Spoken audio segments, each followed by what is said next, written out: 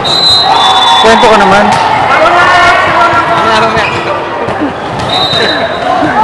Baka sabihin ng mga tao masyado kang secretive. Tinananan siya lang ako. Sino mga kalaban nyo ngayon? Davao? Pero napag-aralan nyo ng move sila? Kaya naman? Hindi namin sila nakita eh. Hindi namin sila nakita na. Pero ka-bracket niyo po sila? Bakit si sila? Pero di pa naman sila naging threat sa mga magagaling na taga-UE, no? Threaten din sila. Kasi matigas din ang kalaban. Kwento mo naman, kumusta yung laro sa Zamboanga? Adjustment lang yun kasi yung dalawa dyan may sakit na tayo tapos nilap na. Nagkaano sila? Tayo. Nagtae? Nilap na. Kaya hindi ako makashuffle ng tao. Ano bang ginagawa ng coach pag may dalawang hindi available na player? Wala naman. Hindi naman mapaglalaro, siyempre nangalambot eh. May sakit. Hindi ka makapagtawag ng iba? Kung ano yung line-up lang yun. Ay, ganun.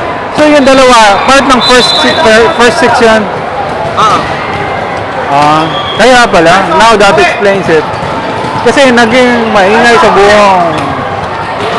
buong Pilipinas yung pagkatalo ng ng NCR sa elimination round. Yung pala ang kwento nun.